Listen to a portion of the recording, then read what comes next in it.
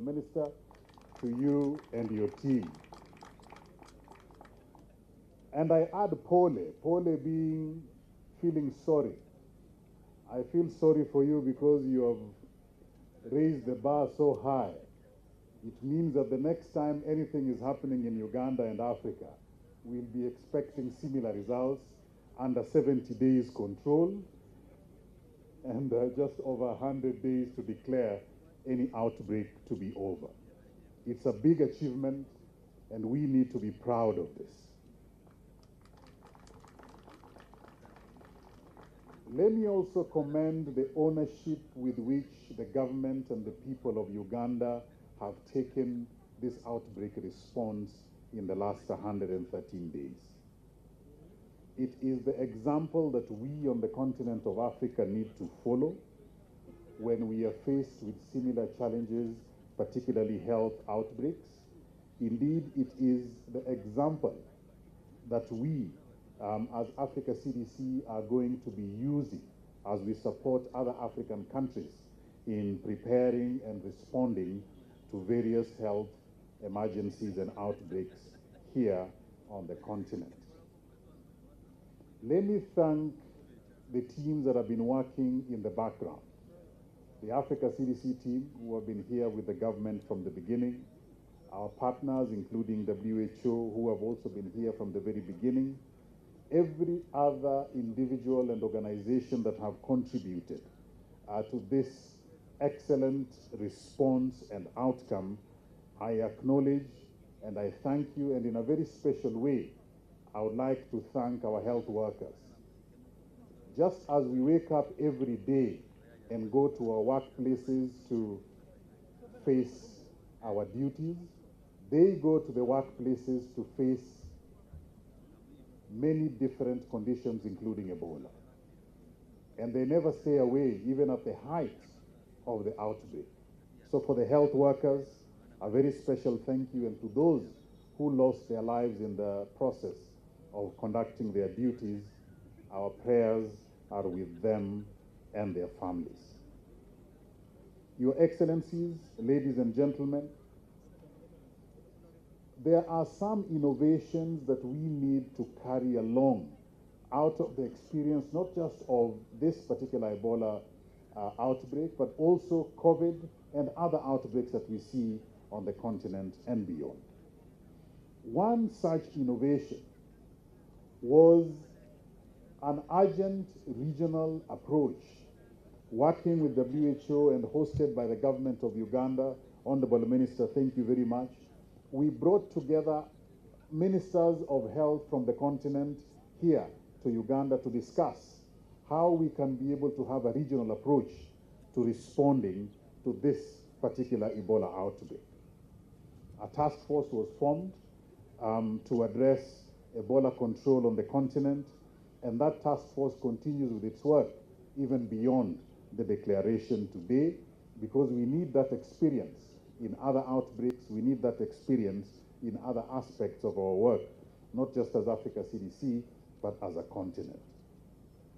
Beyond that emergency ministerial meeting, we have also been impressed by the difficult decisions that the government of Uganda has taken, and the minister has shared some of those, including selective lockdowns, quarantine, and other public measures that have contributed to the rapid control of this particular outbreak. A very big thank you to all the village health teams, and we appreciate the sacrifice that they make at the community level, and we commit that we shall continue to use this important innovation in bringing good information to the communities so that we can be able to engage directly with those who are going to help with bringing the outbreak under control. The fact of the matter is, outbreaks begin and end at the community level. When communities are well informed, outbreaks are rapidly controlled. When communities are not well informed, then we have challenges of long and drawn out outbreak. So a very big congratulations to all the communities where this outbreak started and ended in a rapid way. The lessons that we have learned, Honorable Minister, during this particular outbreak, indeed the lessons that we've learned during other outbreaks on the continent, give us the confidence that Africa is able to do what is required on its own, even though we welcome partners to support the work that we do.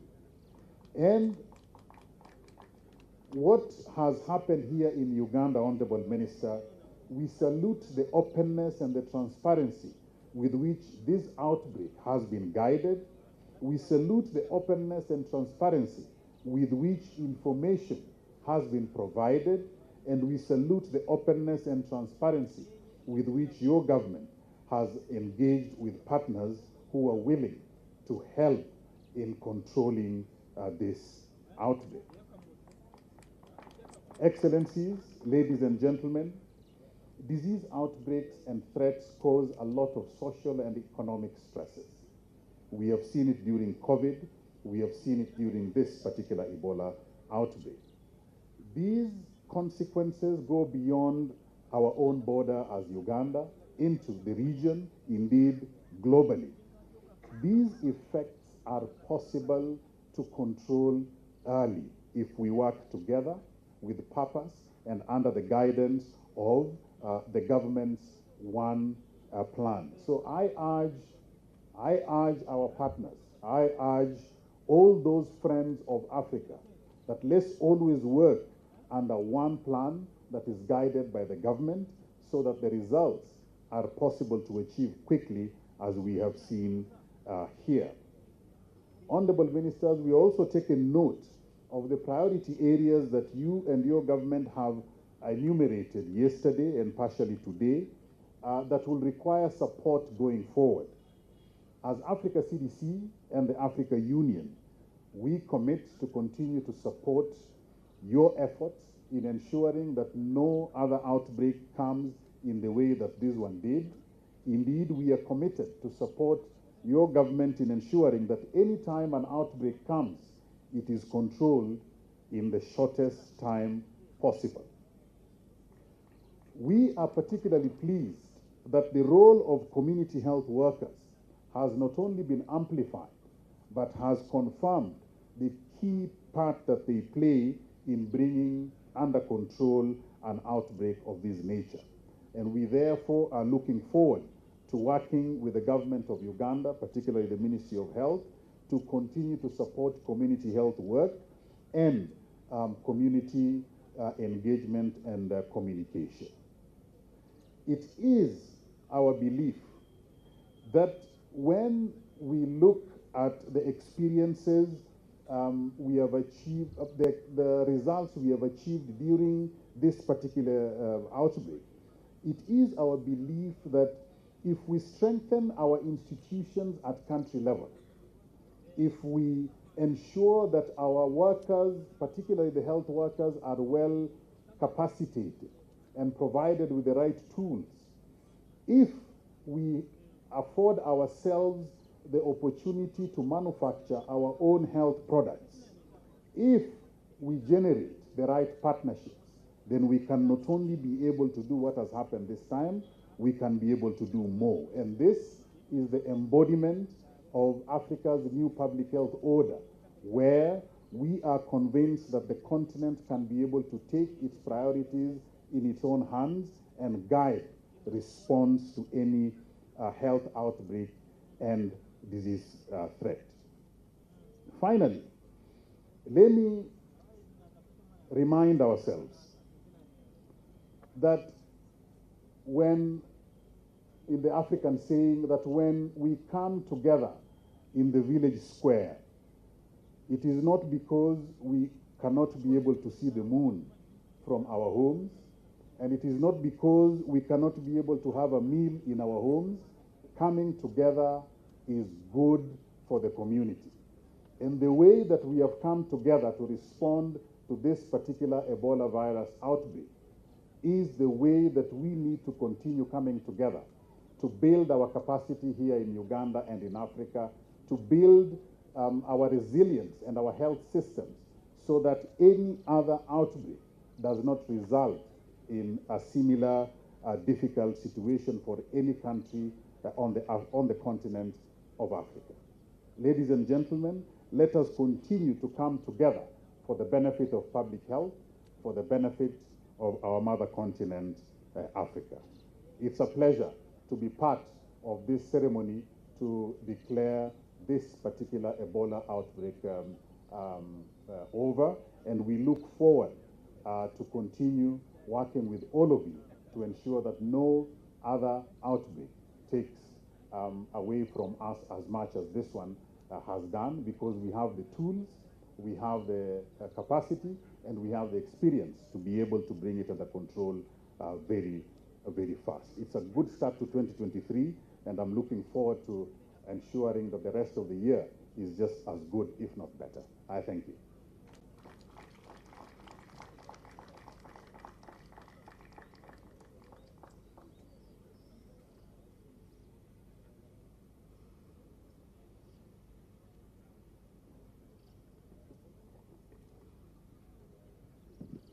So we do appreciate the totality, international community for the good words, but of course also for appreciating Uganda and accepting that Uganda is really doing a good job when it comes to public health emergencies.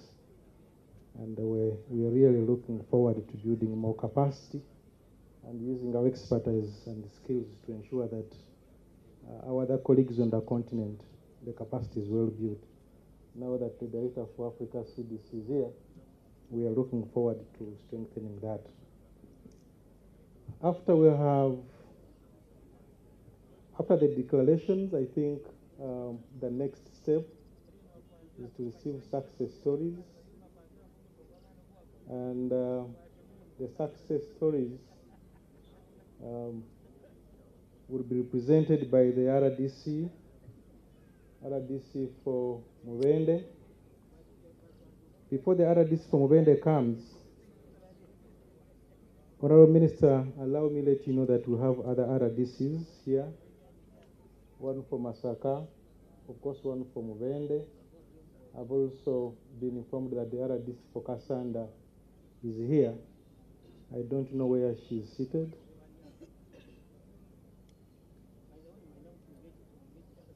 But I know the RDC will be able to introduce other RDCs who are here. And she's going to give her remarks on behalf of all the chairpersons of the district task forces, literally who are the RDCs, and on behalf of the district task forces who are here. But in a special way, since we are in Mwende, Honorable Minister, I've not seen the DHT for this district, the DHO. The DHO and his team, they have really done a good job. The DHO and the entire DHT, I don't know whether they are here. I saw Kauma. I suppose that the ADHOs are also here, and the entire district task forces. We appreciate you and your entire team. Madam RDC, kindly come. Since you are representing the president, and the president doesn't take a lot of time, my assumption is that if you use a lot of time, it should be around 10 minutes to fit in the president's footsteps. Thank you, Madam Aradis.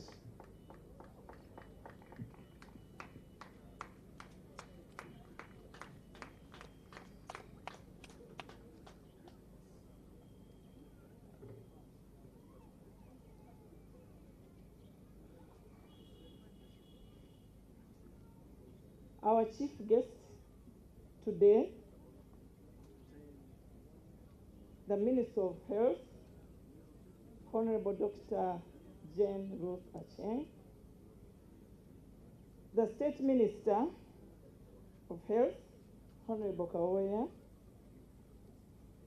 Excellencies present here, the representatives of the UN and diplomatic agencies, the high commissioners present, the senior government officials, the resident district commissioners, the honorable members of parliament, the district chairpersons, the representative of the IGP is here with us, the health implementing partners, all political leaders, the district chairpersons, the worship, your worship, the mayor, the religious leaders present here and cultural leaders, the members of the media, our beloved health workers and Ebola response teams, ladies and gentlemen, good afternoon, everyone. Biabasaija Rosemary is my name, and I am the RDC Mubende and the chair of the district task force. But with me are the RDCs of the 9 districts. And since I'm going to speak on their behalf, I'm requesting all the RDCs to come to step forward. Please, step forward, all RDCs.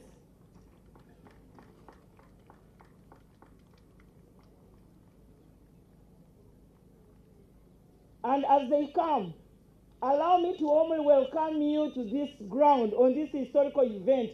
Everybody, you're most welcome. And allow me to welcome our beloved sister, Dr. Honorable Acheng. She's a living hero.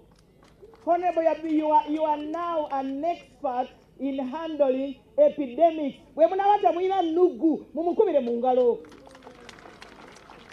Yes, RDCs, please. Can you introduce yourself? Name and district, name and district, name and district. Good afternoon, everyone. Assalamu alaikum wa rahmatullahi wa barakatuh. Lukanga Amina is my name, RCC Kampala City. You're most welcome.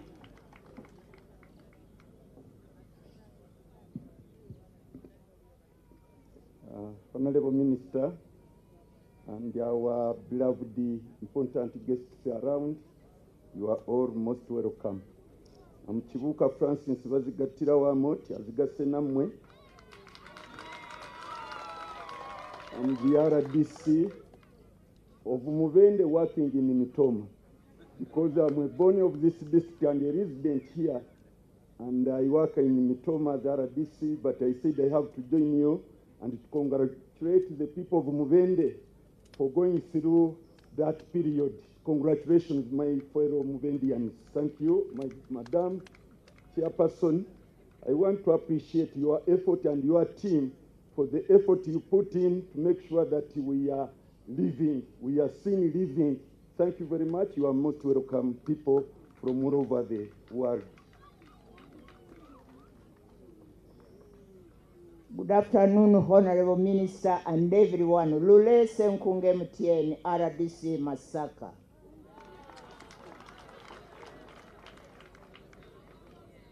Praise the Lord. God is good. I'm called Karuni Molika Kalyehe, the RDC of Chege. God bless the Lord for this wonderful day and the great achievement. God bless you.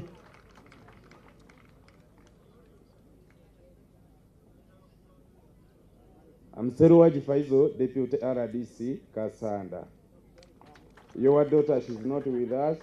She's on sick leave.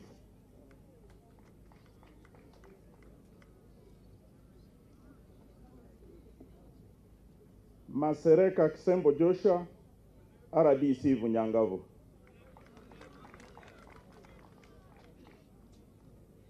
Honorable Minister, good afternoon. My name is Arare Kamkama Nicholas Kaine, Resident District Commissioner, Kagad District. You're very welcome, ladies and gentlemen.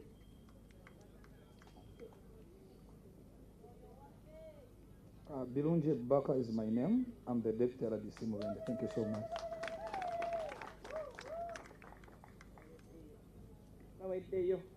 kati baladisengera omusana gye guli omungi badde nsaba muddeyo mutuule ebintu nga bwe bwamuŋŋambye nja byogera teri kinzija kulekayo. Honorable Minister, allow me to inform you that the district chairpersons were part of the district task force, and with me here is the district chairman Mubende and the chairpersons from the neighboring districts. Allow me, Honorable, to call upon them. You should all come. Chairman, come. And Mr. Chairman, you are going to introduce your fellow chairpersons and the executive. Yanguan. Thank you very much, Madam RDC, the Honorable Minister. My name is Muhereza Michael Ntambi, the district chairperson Mubende, and I'm a chairperson. I think the other chairpersons are here. I've been telling you that I'm a chairperson from the NRM party in this Uganda region. I'm among those chairpersons. I want to thank the people of Mubende and to thank the government of Uganda and other partners for this work and the good work done here in Mubende. Surely you've done your work. And Madam Minister, I thank you very much. As they have said, you are a living hero. You know, they were asking me about my leader in the last year. I said, you're my leader. You're one of my favorite leaders because you've done your work, both in COVID and now in Ebola. Because at least by the time when we got to know that we have Ebola in Mubende, for us, our hopes were all gone. But when you come on the ground, when you came on the ground, at least we resurrected. And we know that now we have a hero who can fight. And I want to thank Madam RDC. Thank you very much. I have my vice here. Let her come. You know, this battle has been for the lady. She's my vice chairperson and the one in charge of health at district level. She has been fighting with the RDC. And you fighting the Ebola. So me, I say that this battle has been a lady battle, and you've done it, and you have really proved that you know how to do the work. I want to thank you very much. I want to thank my honorable MP, Honorable Grania Nakazi. We stand up for recognition at least. She has done her work everywhere. But I want to congratulate the people of Mubende that today at least we are going to drink water. At least we have achieved this. And I want to thank His Excellency President of Uganda for what and the guidance, the support and everything in fighting this Ebola. He has done it. He has done it. Abagamba ntitasigala kumeini muli kubirala. Fetugamba omusajja akoleki avulumire kolasi weziri obulwadde webuli abulwanyeko kyekirala kyetwagala tetulina birala. We have here they are chairpersons from this district. Let them come and introduce themselves. Thank you very much. Honorable Minister James Ategeka Mugarama, District Chairperson, Bunyangabu.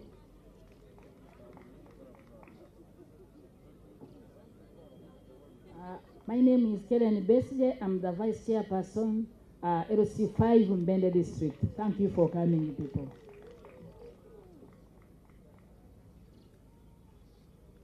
Honorable Minister, Kizito John is my name.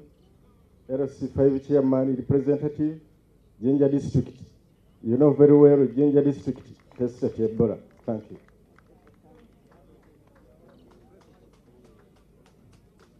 Honorable Minister, my name is Flavia Nampera. I'm the Vice Chair, Kasanda District, and I'm in for the Chairman LC5, Kasanda, Mr. Kasirizimula. Thank you so much for this event.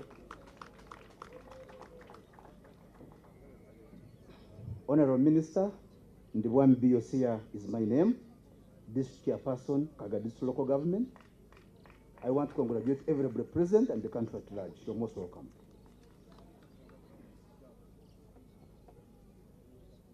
Yes, Madam Honorable Minister, my name is Batemi Tolichams Andrew, the chairperson of Masaka District. Allow me to introduce to you these people who worked hard on this issue. First of all is my RDC. My RDC, where are you? Please, can you come here for recognition? This old lady has done a lot, or as far as Ebola was concerned.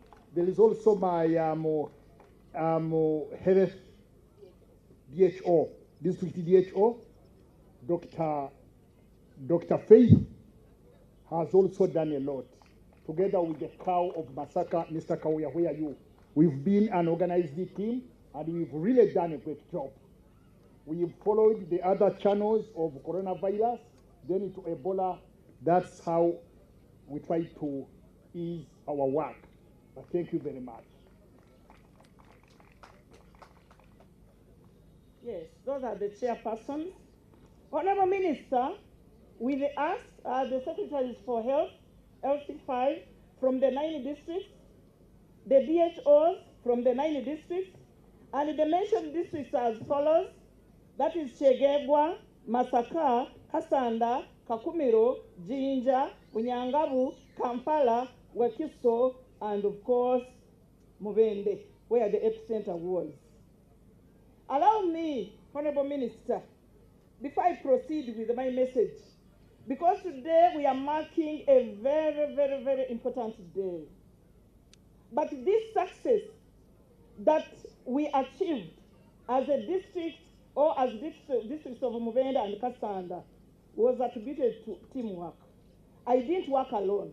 I have strong men and women whom I worked with. The district task force of Mubende, please come here. The epicenter was here. That is why the function is here. That team is led by the Deputy RDC. Hurry up. Please come along. RDC, DISO, DPC, DHO, Vice Chairperson you had already seen, and the other leaders. Your Worship the Mayor. Where is the DHO? Come. Come.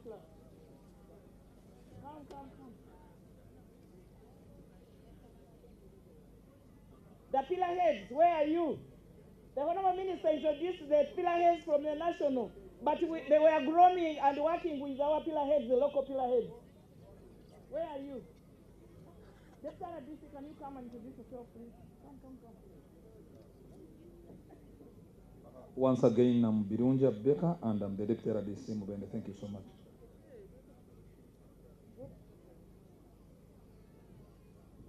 Gahanga Tumusime Vincent Sanja, Secretary for Education and Sports. I was struggling with schools to be as they are safe.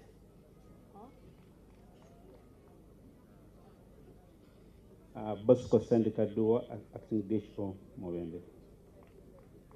DHO.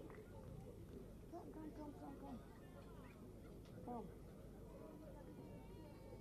Honorable Minister, Ntandeka Festo, Town Clerk, Mubende Municipal Council. You're most welcome. Tumusime Renard, Chief Administrative Officer, Mubende District Local Government. Honorable Minister, I graduate my names and I'm the Hub Coordinator, Mubende Region. Thank you. Once again, Engineer Suchiziv Innocent, Mayor Mubende Municipality. Kauma Charles, District Health Educator, and I've been the pillar head for risk communication and community engagement. You're welcome.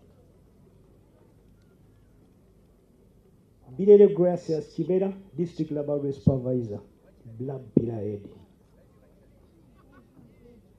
Sari Edison, Coordination Pillar Head. Welcome. I am Lieutenant Ronald, Head of Natural Resources. I was coordinating ecological survey. Namsoke Mary, I was coordinating IPC WASH. Kasumba Hakim, Surveillance Pillar Head.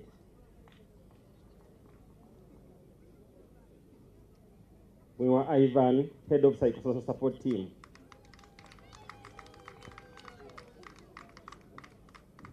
Dr. Emmanuel Batiwe, the Director of Regional Fire Hospital Mubende. Honorable Minister, allow me to introduce the representative of the IGP, because this outbreak came along with the lockdown. But the people who led and implemented the lockdown, he's come, step forward. This one is representing. And you come and mention your names, we need to know you. I also have the local district security committee, DPC. Honorable Minister, I'm Assistant Commissioner of Police, Onen Chan Stephen, the RPC Wamala region, this region, but today I'm representing the IGP in this function. Thank you. So, Honorable Minister, we have the DPCs from the entire region who commanded this. Let me go now to my message. It's my great pleasure to be here on this 11th day of January 2023 as the World Health Organization declares Uganda free and the Ministry of Health. It's now 42 days after the last confirmed case was discharged from the Ebola treatment unit. It has been a great combined effort to get there. The Ebola outbreak was announced on September 20th here in Mubende. And this announcement came with a lot of selfless acts that have made this day possible. Honorable Minister, on behalf of my fellow RDCs and the Ebola District Task Force members, I would like to thank His Excellency the President for his wise counsel and leadership, working with the Ministry of Health in ending Ebola outbreak. We are proud of our dear President's wise leadership in our times of need. His well-calculated measures and warranted a lockdown in Mubende and Kasanda, which greatly support the end of movement cases from this district. This preventive measure further slowed down the infections, and it was a key reason that helped end of Ebola outbreak in Uganda. Within only 10 weeks, we had already knocked down the virus. I think internationally, Mubende is on record to end Ebola within only 10 weeks. We greatly thank His Excellency the President. We want to thank you, Honorable Minister, allow me to thank you in a special way for coordinating on behalf of government all the implementing partners and the non-donors who came here and camped here, which has made a great contribution in the end of Ebola.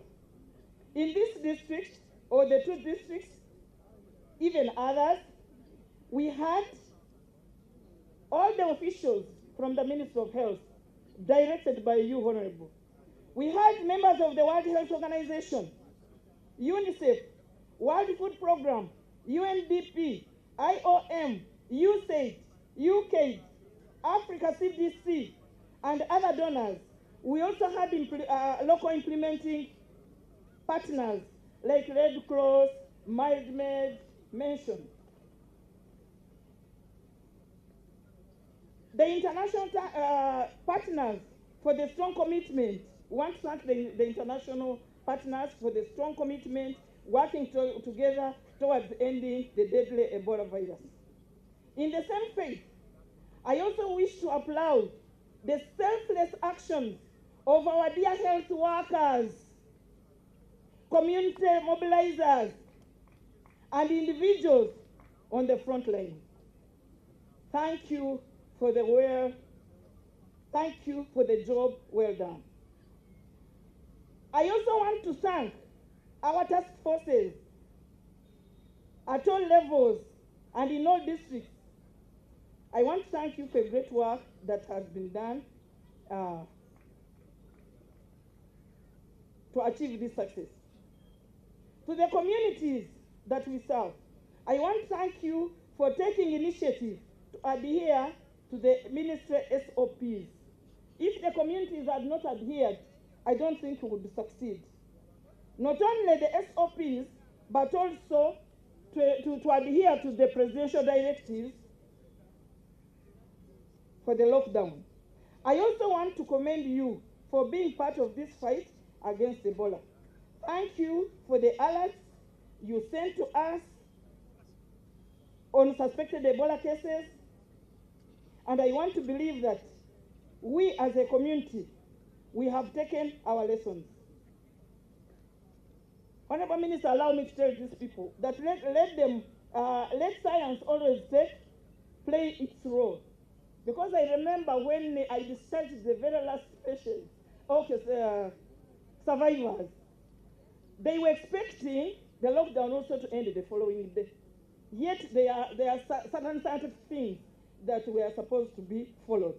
So I'm appealing to the communities, let science always play its role. For all those who lost their loved ones, we mourn with you. And pray that God Almighty continues to comfort you. To the Ebola survivors, we thank God for saving your lives. The communities where the survivors came from, please do not harass these people. Do not discriminate them. They are healed from Ebola like any other curable disease, like malaria, and you should continue associating with them as before. Please support them in every possible way. Lastly, I want to thank the people of Mubende and Kasanda districts for understanding the need for the lockdown. Your cooperation played a very critical part in ending this Ebola outbreak. In also a special way, I want to thank the security team that implemented the lockdown. It was a very big contribution. I also want to appreciate the Honorable Minister for Health, Honorable Dr. Jane Ruth Acheng, and all the health care workers for the sacrifice. The Honorable Minister used to come here every week, should be here, and each time she would come, very new things. It would be a turning point for everything. I request that you once again clap for her. And not only that, she would come with her PS. She would come with the entire team, whereby each of them would answer any question that would come along. I want to thank you, the Minister of Health, and under her leadership. I was thanking you for the sacrifice, tireless efforts, dedication, and commitment to end the Ebola outbreak and ensure that Uganda is free from Ebola. Banange mwebale nnyo, mwebalire ddala. I thank you for your selfless service, and may God bless you. I've said this for God and my country. Banange banamubende mukulike, ne banakasanda, ne banayuganda mwenna. Mubende ffe tusoose mu nsi yonna okulwana ekirwadde ky'Ebola mu wiiki 10 zokka. Naye nga maanyi gammwe. Bannange Pulezidenti waffe yakola omulimu munene olw'omuggalo. Ne bwe kino abantu abalala balowooza nti it was a punishment. Naye njagala bategeeza we baayogerera omuggalo. Obulwadde nga buli bunyanga bwe waffe gyenva, nze nva bunyanga mu ne kyamaani wange mumulabye. Naye nga buva wano. Omulwadde yasooka ekasanda nga yava wano nga butandise okutambula. N'olwekyo lockdown eno yatuyambako nnyo. Olw'ebyo ebitabo ebirungi tubasaba mutusonyiwe naye kino kye twali twagala nti ekirwadde kiggweewo tuddemu tweyagale. Era Pulezidenti mukubire mu ngalo. Minisita waffe abadde abeera naffe, ba health workers baasulanga nga tebeebase. Njagala kwebaza ttiimu zino. Abantu baffe abakoze omulimu.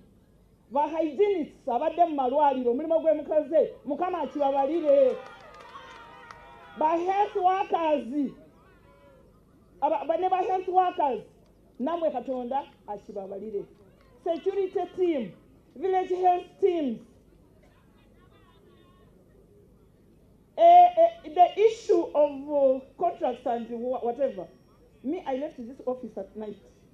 We have handled this thing, we have discussed it, ate wekituuse, twabayogedde namwe eggulo wekituuse ekintu kiwedde. But most people have been paid, only that they have not got 100%. And that one, I know our technical people assured us they are going to handle. Naye n'ebigambo ekyo ekikulu mwakola omulimu mulungi, twebaze Katonda twawona ate ajja kibalira kibaweeremu omukisa. Ebyo mbyogedde olwa Katonda n'ensi yange. Ssaabasajja wangaale.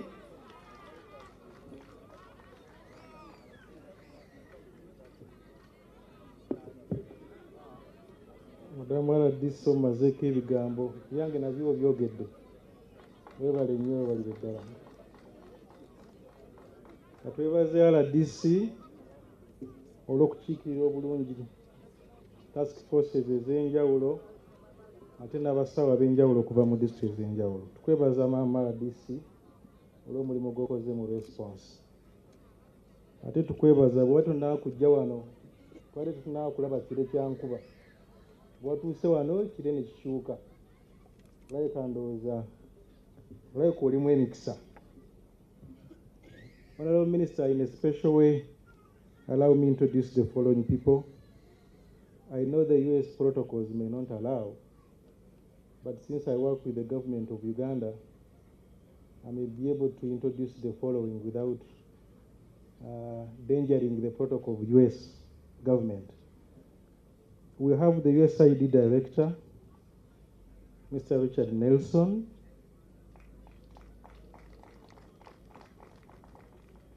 We also have Dr. Alisa, who has been represented by,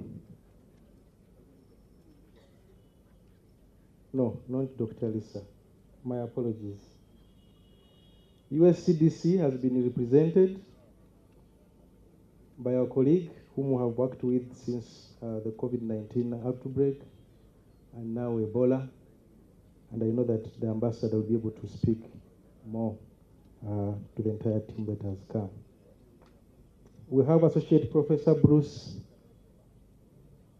who is currently the PI for the current research that is ongoing. Dr. Bruce, you're welcome. We also have Dr. Misa Chwayengela, the Chair of the Scientific Advisory Committee.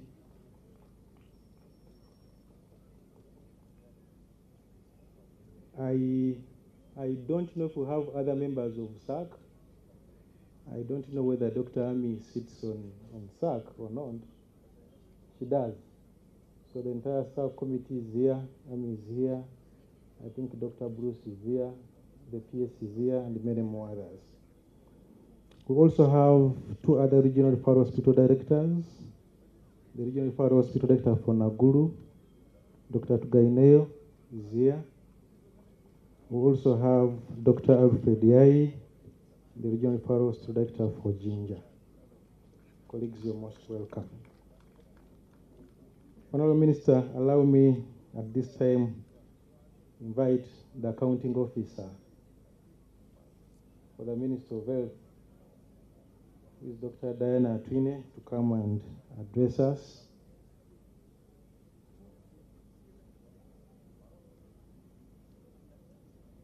Dr. Diana, you're most welcome.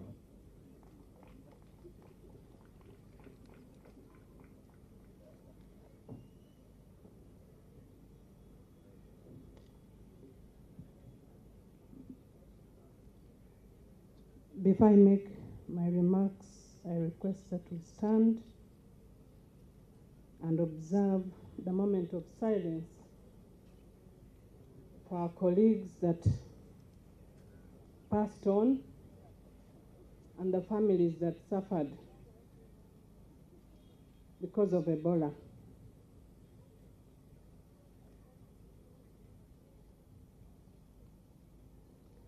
May their souls rest in peace. Please sit down. Allow me, in the interest of time, to observe the protocol since we had been all introduced. Honorable Minister and Honorable Minister of State, the members of Diplomatic Corps, the UN family, the other development partners and implementing partners, our senior officials, the members of parliament. I think one of the member of parliament is here, the local leaders that have been introduced, the gallant men in uniform. I have not seen the representation of UPDF here. Maybe we shall take Chove, but we want to appreciate in a special way, because these are people who do a lot in the behind scene and they are never appreciated. Today I want to take this opportunity to appreciate the role of UPDF and all uniformed men in the support and the resilience they have always shown whenever we get an outbreak in this country. We thank you so much, even those that are not here. We want to take this opportunity to appreciate them. Our health workers have been appreciated. The survivors, we congratulate and we thank God. We know that it was not by power, not by might, but it was the grace of God and the support of the health workers and everyone. So we give God all the glory for yet another chance that God gave you. And you need to ask yourself, why you? And I think that is a question that if you are here, just ask yourself, and you do a little more, because there is a purpose why you are alive. I'm here to add my voice to those that have already expressed the gratitude, the development partners, the implementing partners that came in and mobilized resources very fast to implement the government effort to make sure that we're able to deal with this epidemic. On 20th, when we declared this epidemic,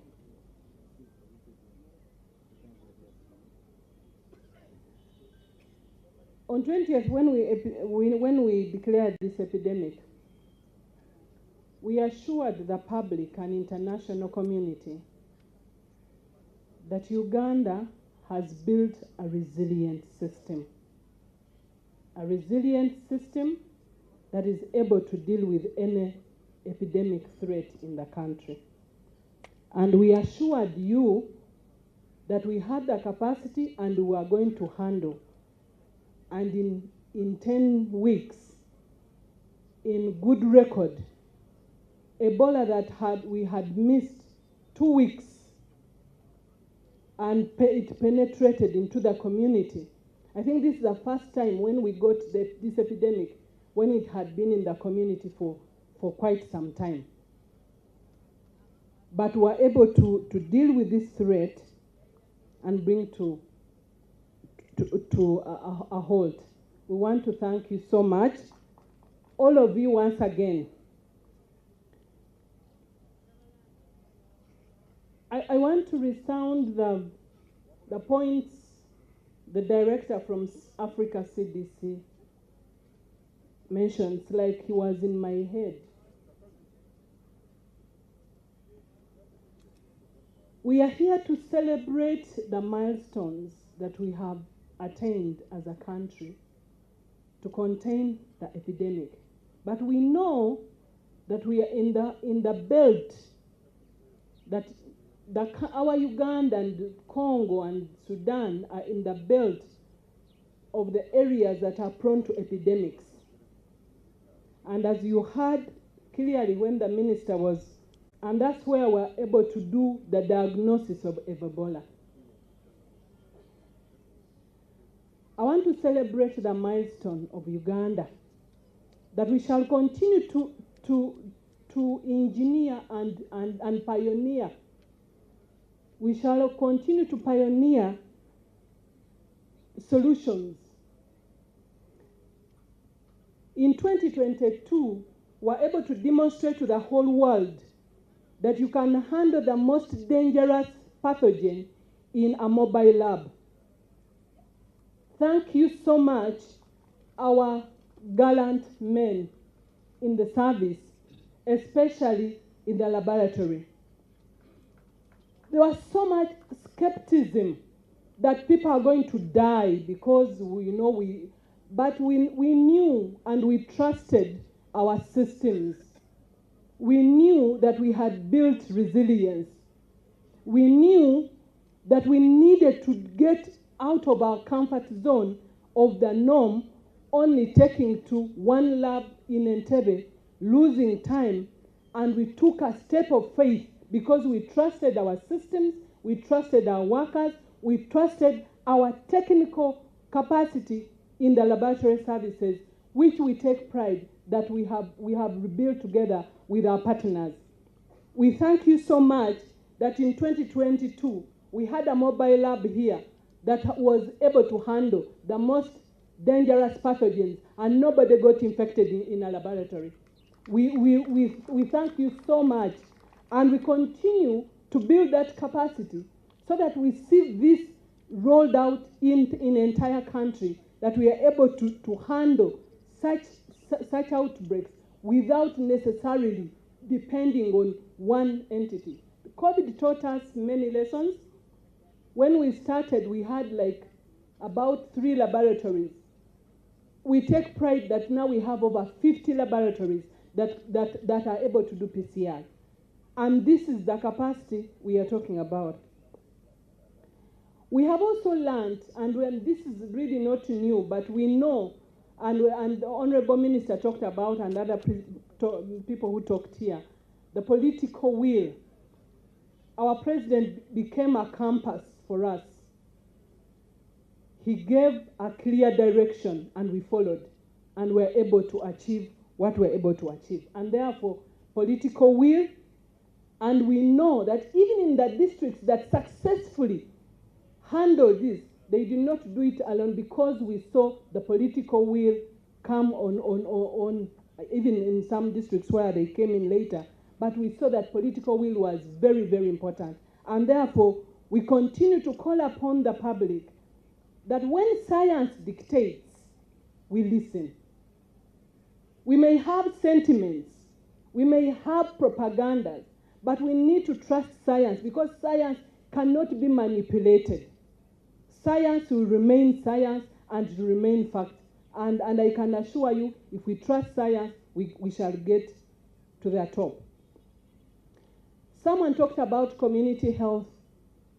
The strength of Uganda lies in the strength of its community health teams. And we know that there is a clear correlation between resilient community health systems with strong public health interventions. The two cannot be separated.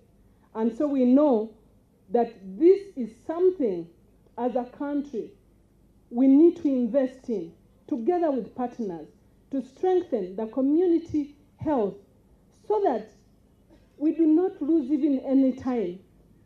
If we had strong community interventions at the beginning here, and they were able to pick the first case, maybe we would not have lost many people. But we continue to build these strong community health interventions, and we pray that the partners will come along with us to strengthen these interventions. In this time, we saw so many partners come on board, and we really appreciate you so much. The speed, the enthusiasm, the collaboration that you came with and you brought resources was unmatched. And because of this, we are very grateful. We request as government that we see more coordination. We see more coordination so that whatever is going to be done, it is coming from the Ministry of Health. That we coordinate, we provide the strategic direction. We coordinate the resources. We coordinate the implementation. We cut out duplication. We ensure that we have more value for money. This is what we want to continuously, working with you, the partners, to make sure that we build really resilient system that is accountable, that is transparent. What do we want to do? And I think the director of CDC has clearly elaborated on this.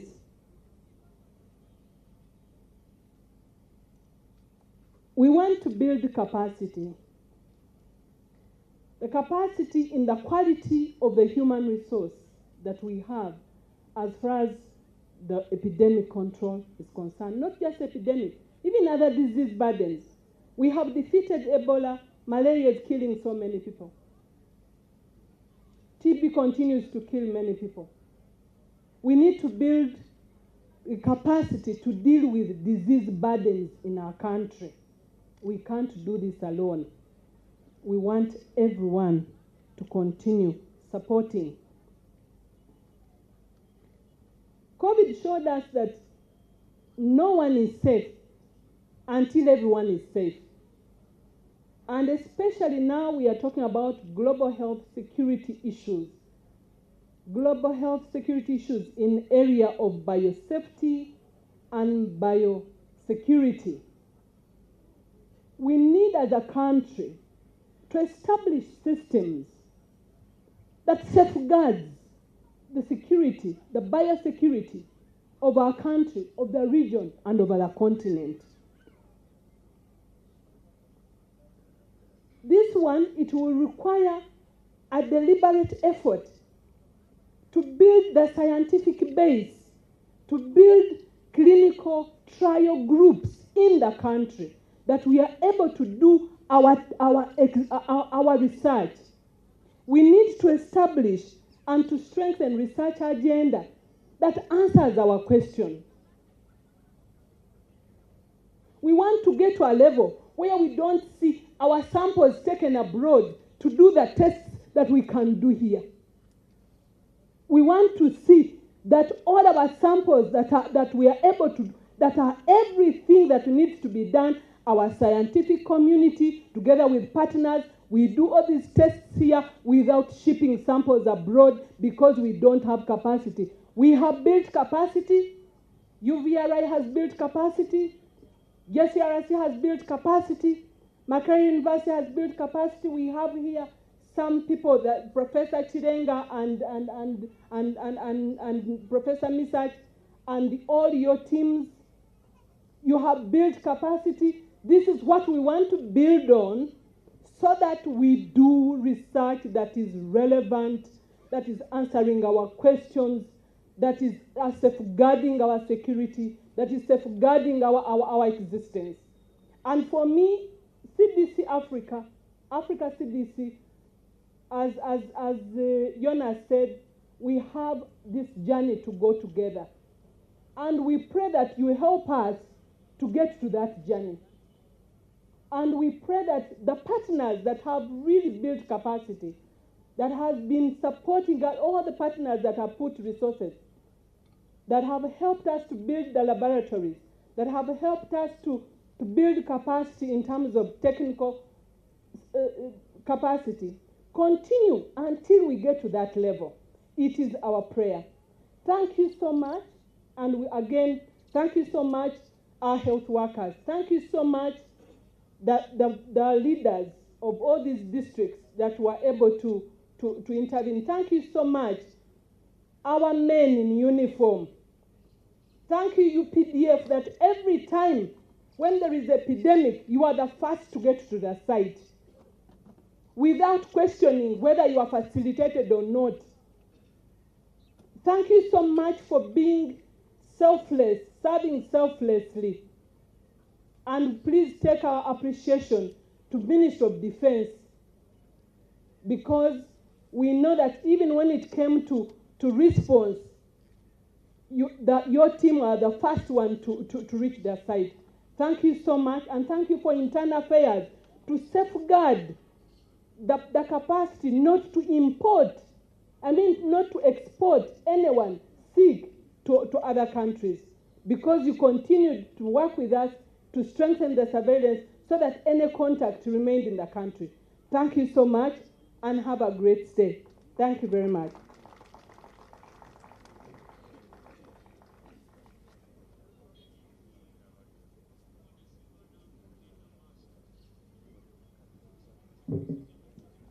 Thank you, Dr. Diana. We are left with 22 minutes to the end of this occasion, and we are left with few speeches. Few high-level speeches, and most of these speeches are from ambassadors, ministers, and on average, these people use either 1 or 2 minutes. Given their international exposure, they don't want to speak a lot. Before I invite them, allow me to introduce the following DHOs, since they are here. Of course, the one of Mubende, the DHOs who are here, where are you? We have the DHO for Jinja, the DHO for Masaka, the DHO for Kasanda, Kagadi. Where is the DHO for Kagadi? Kagadi, Bunyangabo, Chegegwa,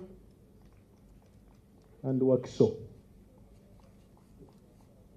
Honorable Minister, I've also been informed that the Executive Director for Kampala Capital City Authority is here, and he has been represented by Dr. Okello. So, Dr. Okello, you know, when you start representing executive directors, Dr. Okello, it means you are moving that direction. I want to pray for you so that you avoid the pressure of epidemics from the Honorable Minister. Today is really a good day, but those of you who have not worked so closely with Honorable Minister, she doesn't smile all the time. At the beginning of epidemics, it is very rare to see her smile. It is always work, work, and work, and work, and work. So now that they have declared, Honorable Minister, I wish the whole of this week is turned into happiness, happiness, happiness, and happiness. I know you're going to start on malaria.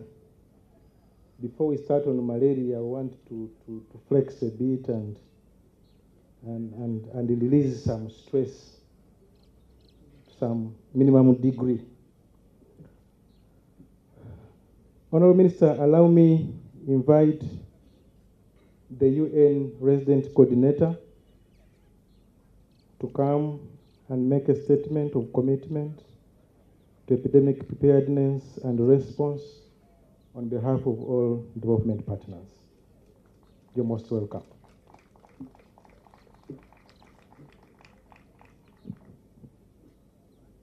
Thank you very much.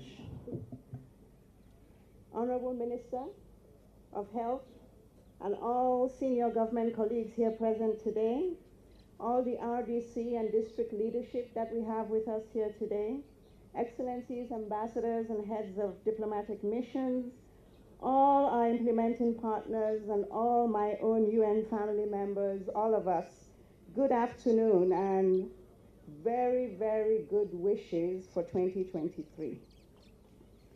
You know, Honorable Minister, success loves company and has a lot of friends. So I am very happy to be among those friends that join you here today, alongside my other family members and all our partners, as we celebrate the end of the outbreak of Ebola, the 7th. And this outbreak has been fought, as has been mentioned by others, fought and conquered in an efficient and timely manner, thanks to the effort of so many. And they have all been mentioned. At the national leadership level, district leadership level, technical colleagues at all levels, national and international partners. So my sincere, and on behalf, and through me, the United Nations in Uganda's sincere, heartfelt congratulations to the government of Uganda and all the partners, all the frontline responders, and the affected communities. In this moment of celebration, we are grateful for the important work that we all, including our own, or your own, I should say, UN family members, especially through WHO, has already been mentioned, the instrument within the UN family, which for something like this, are the biggest part of our response. But also very importantly, as was mentioned by the RDC, the roles, important roles that were played by UNICEF, WFP, IOM, UNDP, UNHCR, and many others who was less in the center of this response. But we're really grateful for this collective work that we've all delivered together through financial, through logistical support, in wash infrastructure, in materials, in emergency food. As was mentioned by, I think, 2 others previous to me, each outbreak makes us better to respond to the next. So we are also very grateful for the progress that we've made, not only in terms of the public health measures that were already there, but also that we've made progress towards vaccines, and we now have candidate vaccines against Sudan Ebola virus. I think Dr. Moeti mentioned this earlier. But even as we declare the end of the outbreak, of course, the work continues.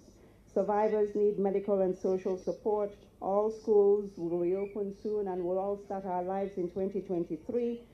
But we hope that we find more effective ways of dealing with the issue of stigma that we know still exists. There have been huge economic costs associated with this outbreak, and of course there will be need to mitigate some of that. And of course, as you yourself mentioned, Honorable Minister, surveillance continues. The UN family also adds its voice to appeal to the public to embrace preventive measures in order to avoid a recurrence of the Ebola outbreak. I know, Honorable Minister, you mentioned that work is ongoing now to undertake to really understand the source of that outbreak. But perhaps I want to offer one area where we might also want to especially be mindful of at this time. Where I come from in Cameroon, we're very fond of what we call bushmeat. I don't know if that's the case here, but if it is the case here, there might be need for us to make more efforts to try and make sure that we separate ourselves a little bit more from the wild. It is a source of risk, and while we're celebrating now, this could have all gone horribly wrong. We have West Africa to remind ourselves of. So we should do everything, intensify everything that we need to do to be able to minimize the risks of it happening. This also is a time of learning lessons, as has been mentioned before. And a fantastic way of learning lessons, actually, as human beings, is storytelling. And to tell a great story really takes a lot of analysis. One has to isolate all the critical details and reveal the non-obvious connections. And the stories, of course, are not only for us, they're also for our neighbors and for the world. I think, Jonas, you talked about this. We learn from these stories, and we learn from the progress that others have made. So I hope, Honorable Minister, you are a very good storyteller, but through you, get everybody else who has been at the center of this to become an even more effective storyteller. And of course, for all of us to document those stories for future generations that hopefully will be battling this, hopefully not us. As we've had a 7th outbreak, we should of course be preparing for the 8th, even as we pray that it doesn't happen. We will need to clearly identify the specific investments in our public health system and primary health care system that we need to undertake so that we can further strengthen the foundation for us to be able to respond to future outbreaks.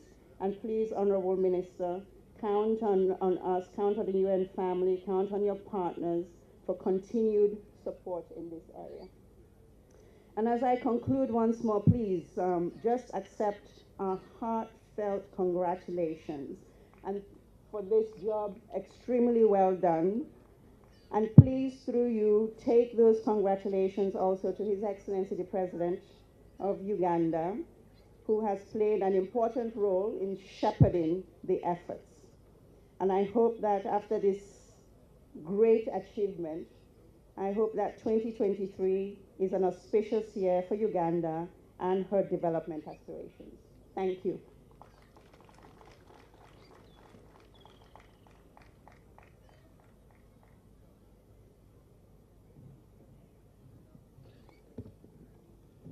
We are now getting to close, and the next speakers, all of them are going to make closing remarks. So the previous statements have been opening, technical, financial, policy related, but these are closing remarks. And my assumption is that since we said a lot yesterday in the Accountability Forum, we are going to receive less in the closing remarks. And Honorable Minister, since your ministry has been commended for being transparent, I would like to apologize to Dr. Amebor, who is the CDC Program Director. I don't know if her position has changed, whether she has been promoted or not. By mistake, I talked about Lisa Nelson. I know how people feel offended, but Dr. Ami, my apologies. So at this juncture, allow me to invite the representative of the ambassador of the Royal Norwegian Embassy to come and give brief closing remarks.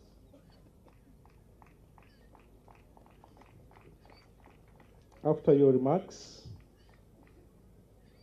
we shall receive brief remarks from the representative of the British High Commissioner, in that order.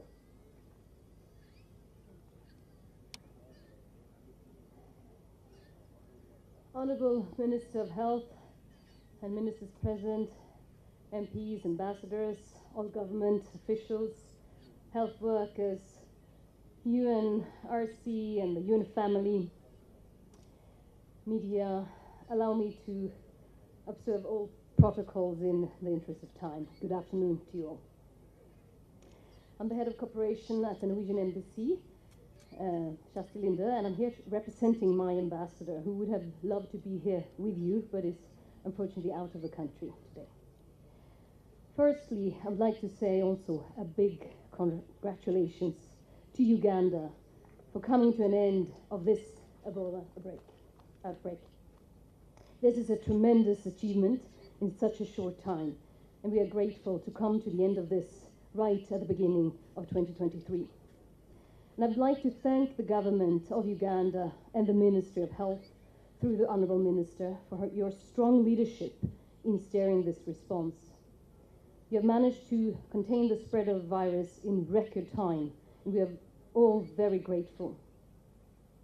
I also want to thank our partners, WHO, World Food Programme, for acting quickly and in a timely manner to help us respond to your requests for support in record time. And I want to thank both the Ministry of Health and WHO for being so transparent in sharing as much information as possible. As donors, we were following the outbreak very closely and updating our capitals regularly. And this helped us mobilize resources in record time and reprogram our funds towards fighting this outbreak in Uganda. And I would also like to join those who have thanked the health workers who have been on the front line of the outbreak.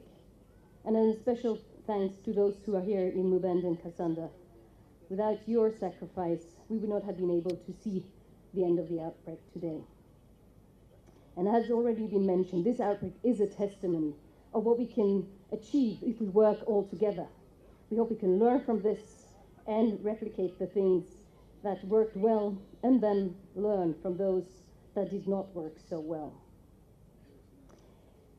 Norway remains committed to working closely with the government and our partners to support Uganda's development going forward. I thank you all.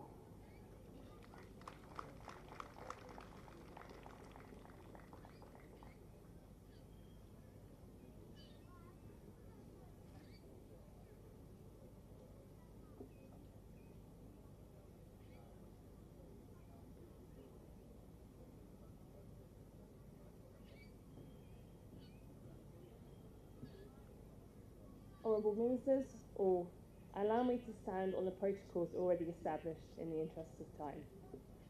I'm delighted to speak this afternoon as the government of Uganda declares the end of the Ebola virus outbreak. I bring you warm greetings from the British High Commissioner, Her Excellency Kate Airy. She was here in November 2022 and wanted to be here today to celebrate this momentous occasion with you, but was unable to make it. My name is Rebecca and I'm here on her behalf. I want to thank the Honourable Minister of Health and the entire Ministry of Health team and district leaders for providing decisive, transparent and effective leadership during the Ebola response, and all those across government who came together to make the response so effective.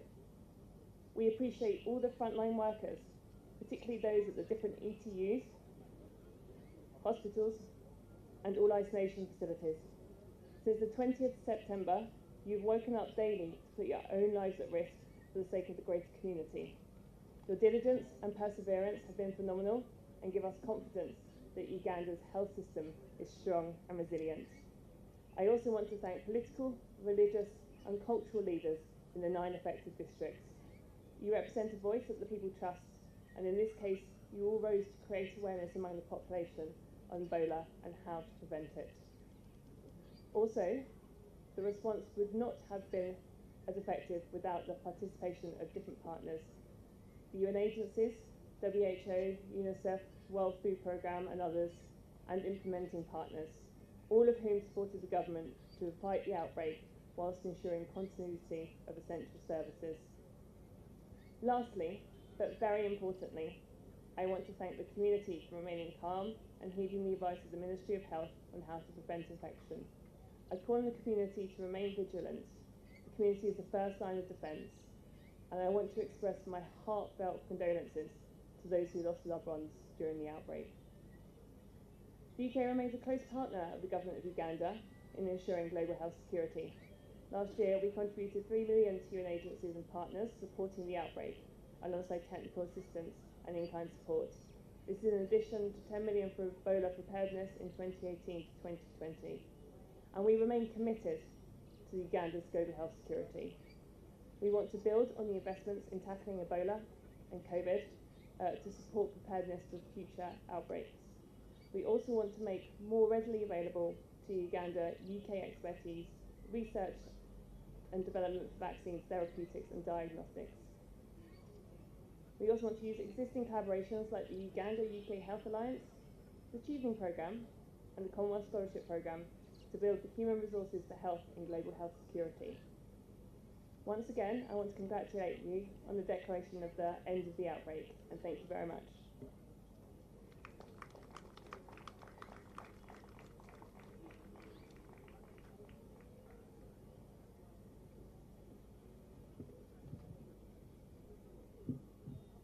I think, Honourable Minister, I have used my 30 minutes of exercising today very well, since the recommendation talks of 30 minutes of walking. Honourable Minister, allow me to introduce or make a mention of the Executive Director of EBOLA, since in your remarks and all other individuals who have made remarks have talked about the Survivors Program, and we know the contribution of EBOLA with funding from USAID. We recognize your presence. ED, My assumption is that we also have a number of chiefs of parties of different institutions here, different organizations, most of the implementing partners. I know some of them have not been introduced here, but I've also seen the Deputy Chief of Party for SBCA here. You're all most welcome. Honorable Minister, the remaining 3 categories of ambassadors, these ones are here physically, and we call these, they are more or less, these are presidents, so we call them Your Excellencies. So in that order, we shall start with brief remarks, closing remarks, from the Ambassador of Ireland. From the Ambassador of Ireland, we shall have brief remarks from the Ambassador of the European Union.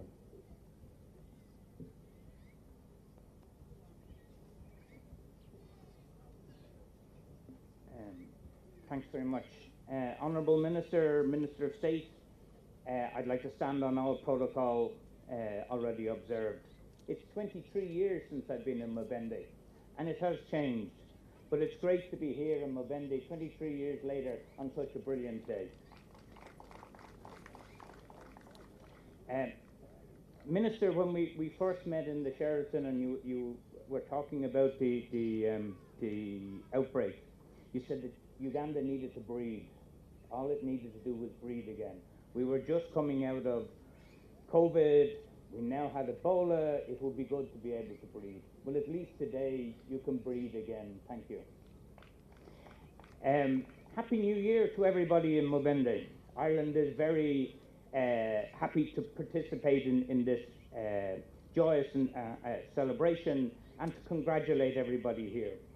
Because when Mobende is free from Ebola, when the region, and Uganda is free from Ebola, when the region is free from Ebola, the world is free from Ebola, and the world is a safer place, and Ireland is part of that world, and we're very happy that Mobende has put the effort in to free the world of Ebola. Yesterday, I thanked the Minister and her team for the leadership, our international partnerships for the support, especially my EU colleagues, the wider UN family under Susan, especially WHO with Jonas for all their hard work. But today is today to thank the people at a local level, the political leadership, the RDCs, the COWs, the LC5s, the LC4s, 3s, 2s and 1s.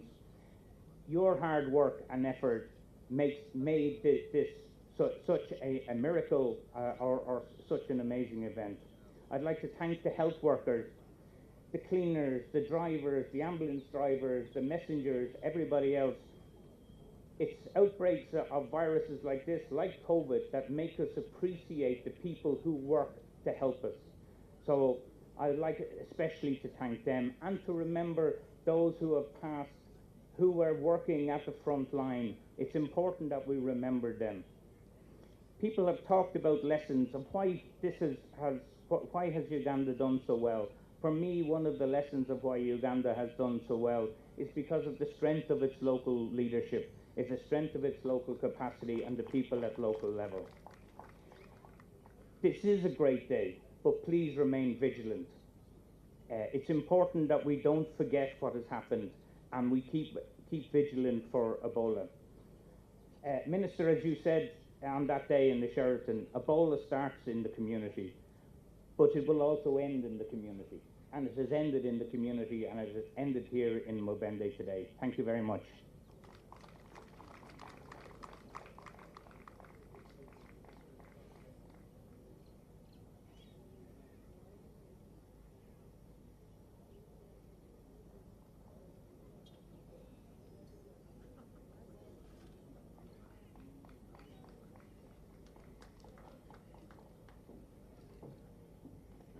It's great to be here today, and we haven't heard the protocol for a few minutes, so let me recognize the presence here of dignitaries, starting with the Honorable Minister of Health, the State Minister, the Permanent Secretary, and other senior officials, members of Parliament, Excellencies, ambassadors, UN resident coordinator, WHO representative, and other UN representatives of other UN agencies, the Africa CDC director.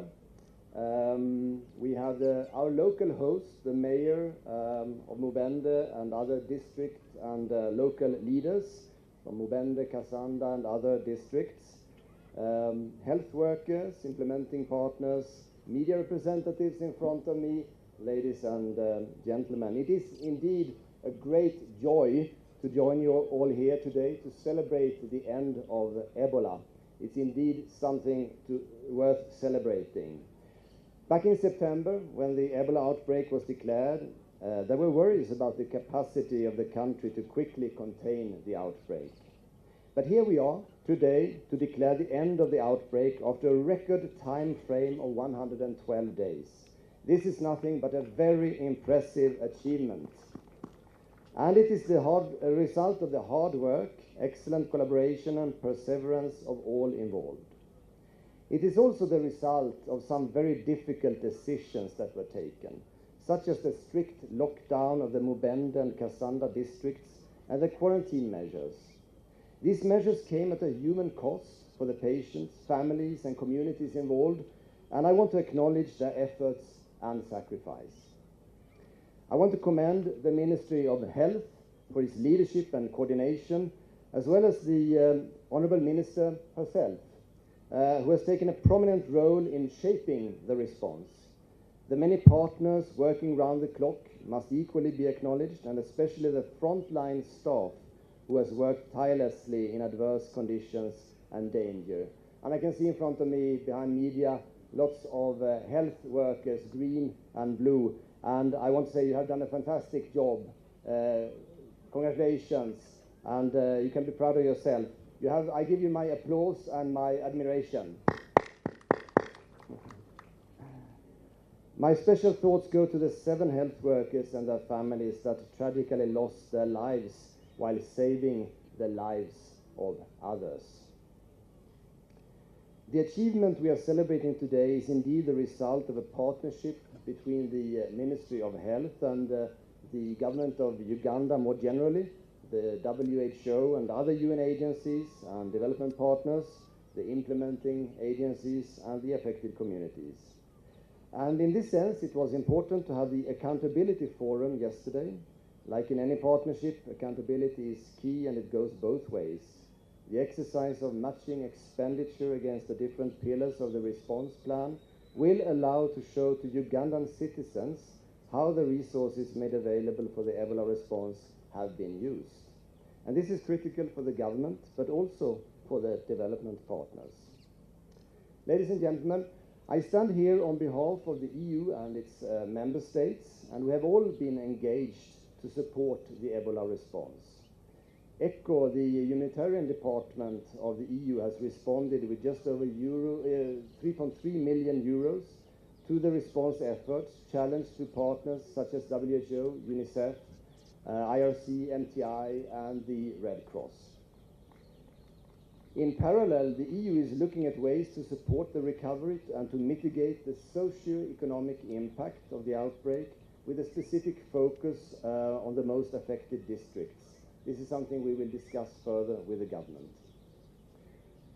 And even if the current outbreak is declared over today, we cannot let down our guard. We still have a 90 days follow-up period ahead of us, with increased and reinforced surveillance, as well as survivor support and guidance to avoid reinfections. We must constantly strengthen our preparedness, as hemorrhagic fevers are endemic to Uganda. The use of Ebola treatment units, including the recently completed treatment unit in Kampala, to which the EU Civil Protection Mechanism coordinated the deployment of 2 technical experts, can become centers of excellence for the preparedness and treatment of Ebola in the future in Uganda. Finally, and again, my highest esteem to everyone involved in this important and difficult operation. Congratulations to Uganda for the impressive results. It's something to celebrate and also to share with the rest of the world as a best practice and example for others. So, Honourable Minister, ladies and gentlemen, Thanks for your attention, and happy Ebola-free 2023. Thank you.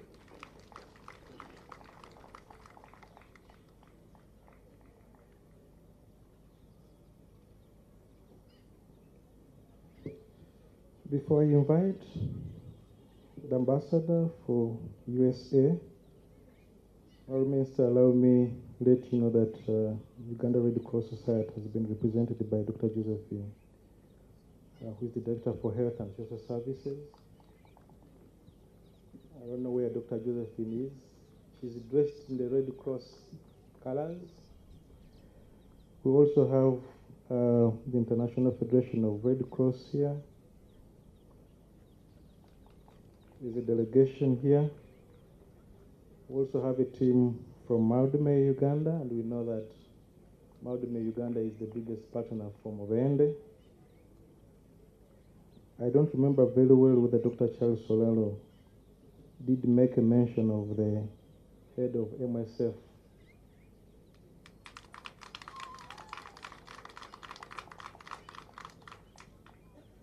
Honourable Minister, yesterday what WHO presented was very clear that Uganda received a significant amount of money from the US government. If I was the Minister of Health, after declaring, because when you give people money, they tend to use it all. I would take the incident management team to Miami for a short holiday of 6 days and 2 days of travel. But I can't talk about Miami when the ambassador is here. Let me invite the US ambassador to come and make her closing remarks.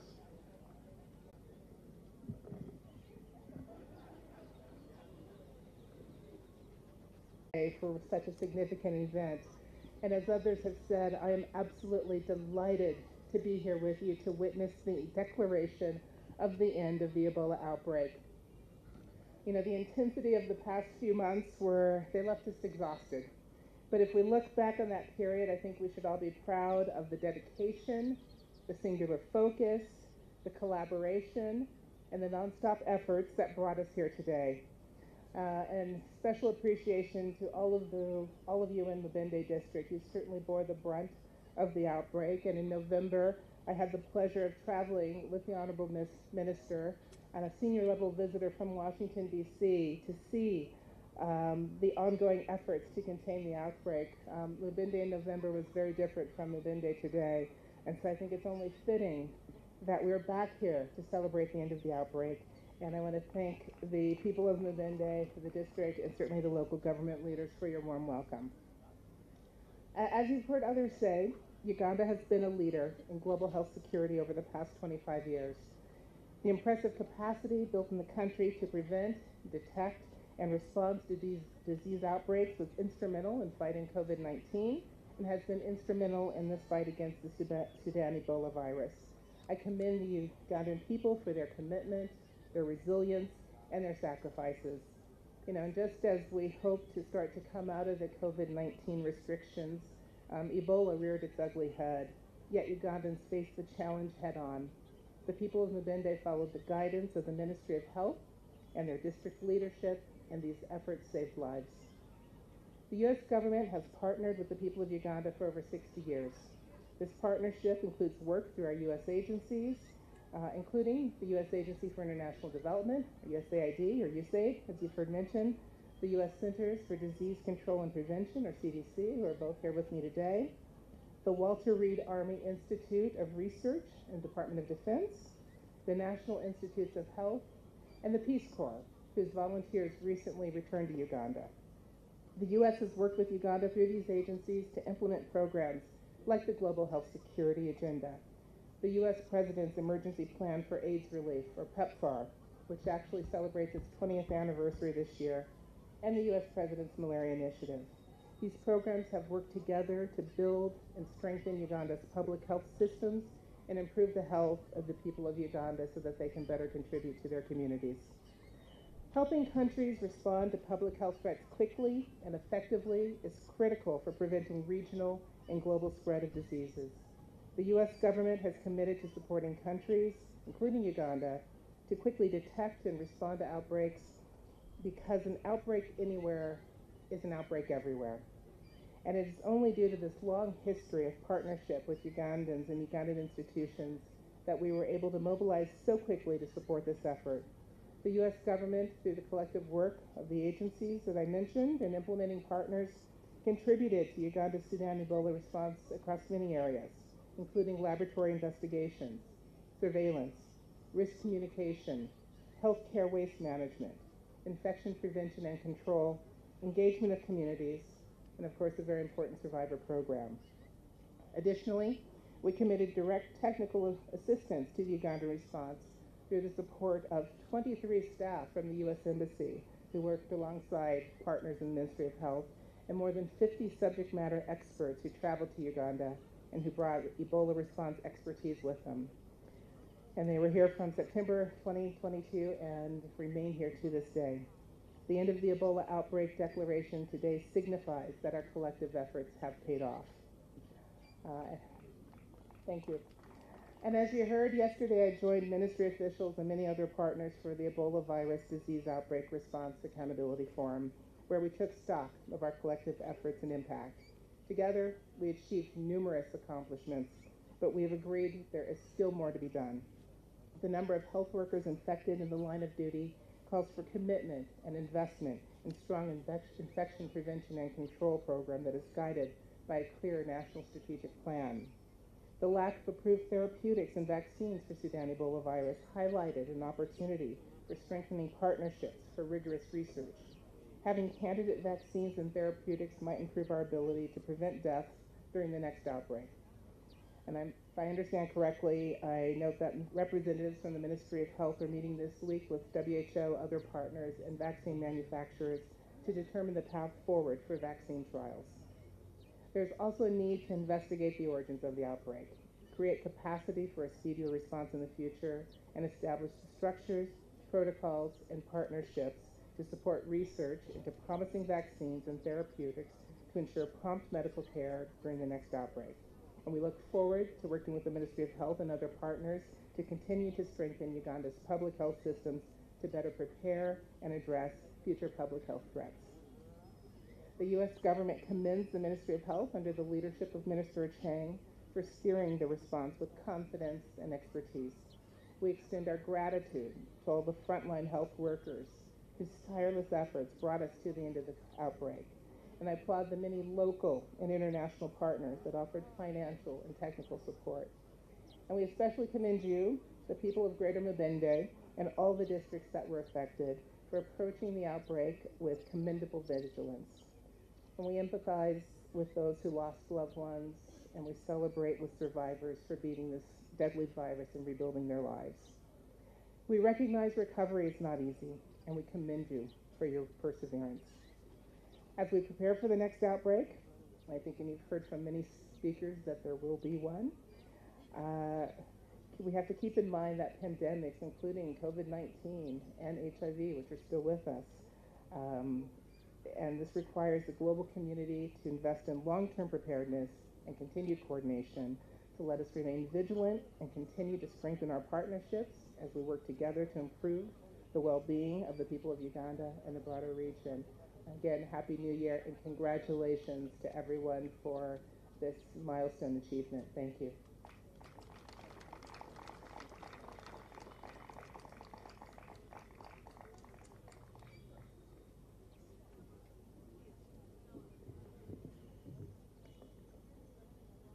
So we are likely to get some rain here, and we had committed that by 2 should be done.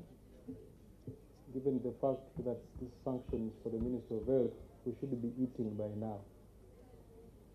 And the remaining 3 or 2 closing remarks are from politicians. I don't have any power to tell them that use 2 minutes or 3. But the power to delay us is in their hands. Or the power to let us go for early lunch is in their hands. But this function is going to be closed by the Minister of Health. She's among those 3 politicians, and she doesn't usually talk a lot because she's a scientist.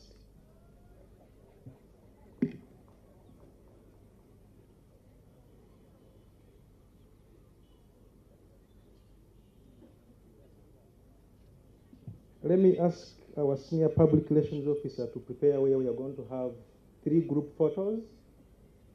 One group photo will be at the right time as the following people prepare: the incident management team, the pillar leads, the IC and the DIC.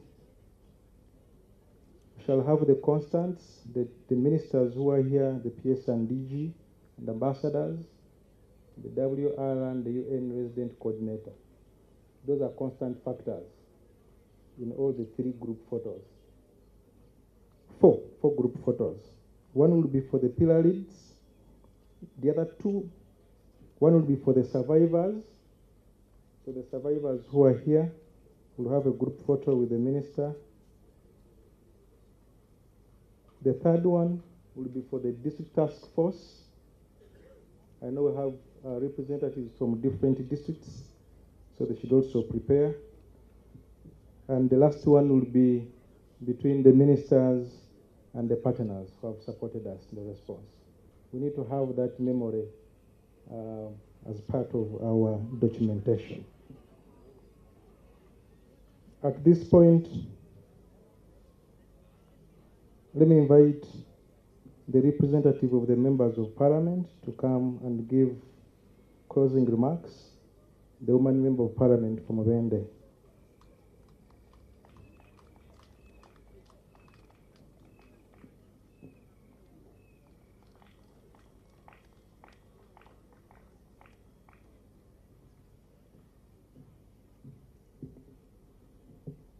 Thank you very much, MC. Honorable Minister, Excellence, WR, I'll not go through the protocol. I'll also write on the protocol that has been used previously. But there are a number of dignitaries, ladies and gentlemen, that were invited for this function, and they spared their time and came in Mubende from all walks of life in Uganda and in the whole world. So we are so delighted as the people of Mubende to have all these very important people. I'm Hope Grania Nakazibwe Abasa, the woman member of parliament for Mubende district, but also I serve as the regional whip for Greater Mubende. So having this outbreak majorly in Mubende and Kasanda, I was greatly affected, and all my other members of parliament, my honorable colleagues. So some of them, Honorable Minister, gave me their apology to convey to you and all the other dignitaries. One of them is Honorable Dr. Michael Bukenya. I think you know his condition, he's unwell. Honorable Bashir Lubega Sempa, the area member of parliament for this municipality, and Honorable Pascal Mbabas, who was also handling a few issues on behalf of the people of Wekula County. Having delivered those apologies, I will speak on their behalf and deliver all the gratitude and all the other asks that come from Greater Mubende on their behalf and on my own behalf and for the people of Mubende district. I want to convey our sincere condolences to the people of Mubende, Kasanda, and all the other 9 districts, the other 7 districts that were affected by the outbreak, and also to those that lost their loved ones due to the outbreak, and those that lost their loved ones in the middle of the lockdown because they did not get a chance to bid farewell to their loved ones as it has always been. My sincere gratitude goes to God, first of all, for his mercy and grace that he gave all our dear partners under the leadership of the Honorable Minister, Dr. Jane Ruth Acheng, and all the other technical people that you dealt with in Mubende district under the guidance of His Excellency the President in fighting and combating this outbreak in the whole country, because today we are here to declare the outbreak of Ebola no more in the whole country, however much we are standing here in Mubende district, which was the epicenter district, but also housing the epicenter sub-county, which was Madudu. So we thank you so much. We thank His Excellency the President for his continued guidance. We thank the Right Honorable Prime Minister for his providence at the time when the people of Mubende needed food and all the other necessities that we were able to get from our government. To Honorable Minister Dr. General Sacheng, I cannot thank you enough for your leadership. Through the partners, through the technical people, we had all the services that we would need at the time when we actually needed it most. So we thank you so much. Like it was said, you're a living hero. But we believe that now that Mubende and the whole country has been declared free of Ebola, our systems have taken chance or this opportunity, which came in disguise, to strengthen our systems such that in case we find ourselves in such a dilemma, we shall deal with it much more better than we did this time round. However much it was such a commendable kind of activity for the people of Mubende and the whole country, Honorable Minister. I also would like to thank the district task forces of the different districts, but more so for Mubende and Kasanda for their dedicated efforts. Madam Rosemary Biabashaija, you're so commendable. We thank you so much for your efforts and your leadership, through which we were able to combat the outbreak. To the police, yes, we appreciate you for the so much work that you did to enforce the guidelines, but we also condemn the individuals or personalities that mistreated our people. And Honorable Minister, at the end of it, I'll have a very small prayer concerning that, especially for those that were held as a result of violating some of the directives of the President and the guidelines that were supposed to be followed as we fight the Ebola disease and the outbreak itself. For Mubende and Kasanda, I want to so much appreciate the health workers, the barrier teams, the village health teams, and all the stakeholders that took part, more so the local leaders of the areas that were directly affected by the disease. You really did a very critical but very commendable job. This was like a sacrifice of your lives and your family time to the people of Uganda.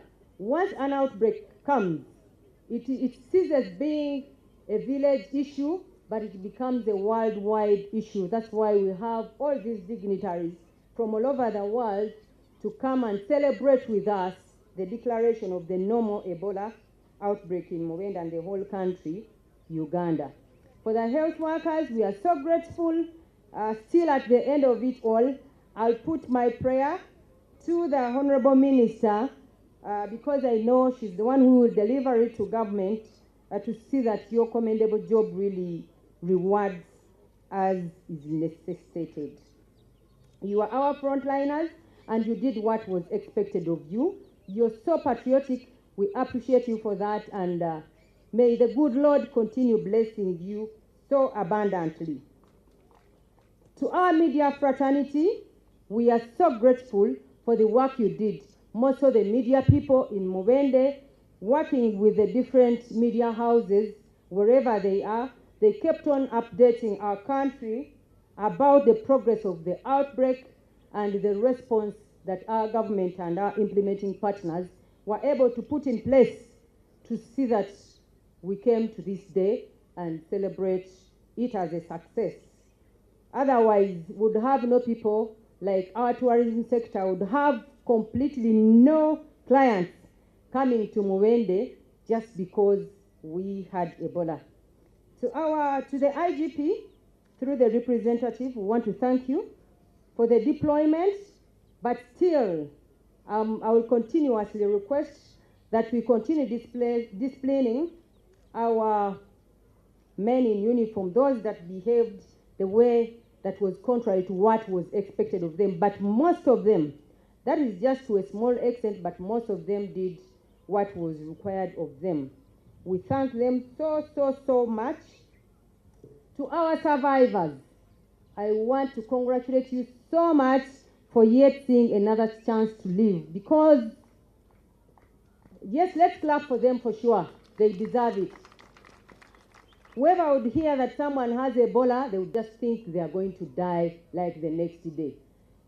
If these people, the survivors, were able to come out of that, then we have to thank God so much more. Stigma is one thing that has been common in the communities. Honorable Minister, I would like to report to you. I think some of the survivors that we have here are being stigmatized. Even those that were just quarantined are stigmatized in their communities. I think some people even go ahead to disregard the science. Even when we told them that the women who have survived Ebola do not have the risk of transmitting it to the other. There is one lady whom I got to learn of that their family somehow got some issues, but we are handling it, and we shall see how to come to the end, considering the science that we know, we as people who have some little science background, but we shall also transmit the same to our people, to the communities that host our survivors. Members, all of you who are here, please convey the message that these people, most of the women that we see that survived Ebola, are very safe, are very secure in the communities. Let our husbands and brothers and sisters know that these people cannot transmit Ebola to them. To the partners of the male survivors, they were taken through psychosocial support, and I believe if they took it, then we shall be very good to go without any stigma to our survivors. So we thank you so much, our survivors, for allowing to be taken into the ETUs, because most of them would run away. Thank you so much to the people of Mubende and Kasanda. I'd like to thank you so much for the patience, for the perseverance that you exhibited in the 2 months under which we were in lockdown. You're so much appreciated. We cannot appreciate you more. We know that, Honorable Minister, during the 2 months lockdown, a number of businesses were broken down. People lost their livelihoods, but I was so delighted when I heard one of the ambassadors mention that the EU is planning or is thinking of how we are going to help revamp the economies and the socio-economic lives of our people, most so those in Kasanda and Mubende. Thank you so much, our ambassador. We take that information with a very grateful heart, and our people, through the coordination of the Honorable Minister, I know this will come to pass under the leadership of His Excellency the President, with the wise guidance of our Right Honorable Prime Minister, who takes charge of all the ministers. We shall be so grateful. We are so much grateful to the President for allowing such implementing partners to come into our country and give us all the support that we needed. Because if it was elsewhere, maybe they would be like, we can handle it by ourselves, but he had that courtesy to allowing our partners to come in. Honorable Minister, I would also like to encourage our people to remain vigilant. If they see any people with signs and symptoms that are similar to Ebola, that we report them, as you already mentioned. I'm just re-emphasizing this. But also, I'd like to mention to our people that we still have other diseases. It was mentioned that we still have HIV, but Honorable Minister, I'd like to inform you that we also have non-communicable diseases. Like we dealt with our village health teams who did a very commendable job, I believe we can also work with our village health teams, if well facilitated, to continuously survey and identify people who could be having non-communicable diseases, because we know the burden that they inflict on our health system as far as the resources are concerned. We could have quite a very small number of gadgets or tools that can be used by our village health teams to continuously take note of the changes in the physiology of our people. I can see the MC coming closer. Honorable Minister, I have a few prayers. One is to request government to release the people who were held or who were arrested as a result of violating some of the guidelines and directives which were meant to help us to come to this success. Honorable Minister, it is my kind request that we have them released. The other is, since Madudu sub-county is an epicenter within the epicenter, Mubende district, Honorable Minister, I think this is not a wrong time. Since we are in the times of planning, I'm requesting that we at least remember these people, and this very day, when we are declaring Mubende and the whole Uganda free of Ebola, that we upgrade it to a health center for. We shall be so grateful as the people of Mubende, Honorable Minister. The other is about the electricity that the President promised. I think that is in the way. Our people know that it is being worked upon. And the other, Honorable Minister, is to meet the payments, and this is the last one, to meet the payments of those few people that are still complaining that they were not paid. Honorable Minister, some of them, actually there are a few according to the information that I got, there are a few people who are not paid for December and November. And I think, considering the enormous piece of work and the support from our partners, all these people can be paid. Thank you so much. All this is for God and my country. Mubende, you're so good. Thank you so much.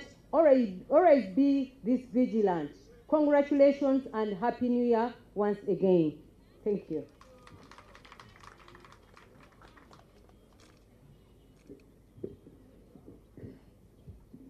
When I was still active in academia, we would graduate people every year. But on the day of graduation, you find out that the amount of money you're demanding for supervision is still with the account section. Graduation doesn't necessarily mean that the university has closed. And declaring Uganda to be free from Ebola doesn't mean that systems have closed. People will be paid. Those who are still demanding some monies will be paid. The suppliers who have supplied, they will still be contracted for the works, and they will still be paid. I think that restores the fears that some few people have. Before I invite the Honorable Minister, lastly, allow me to let you know that FNET has been represented by Dr. Simon Nantara, and the FNET team has done a good job. We also have a team from IDI, represented by Dr. Susan Lamono, JMedic, which is part of the US government, the East African community, the Secretariat has been represented. We also have the Uganda Refugee NGO Forum, well represented here, and they have been part of the response. In a special way, Honorable Minister, I know that the UN family was well represented, but in a special way, allow me to appreciate the teams from UNDP who are here, from UNICEF who are here, from the World Health Organization who are here in the World Food Program, and many more other UN family colleagues for the job well done since the outbreak was declared.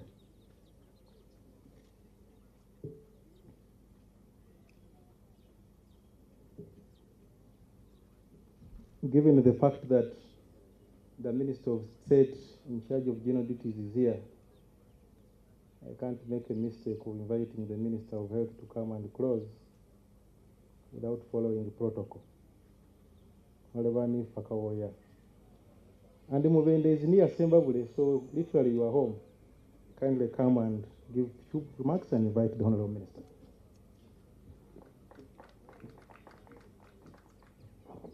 Thank you so much, and I stand on protocol as observed. Doctor, you should be careful when the Minister Senior is here. I must say one word or two, otherwise she may not leave that chair for me when she's going on leave. I want to say only one or two things. I have been here and I say thank God. And all of us, we are here to say glory and praise is to God. Why do I say so?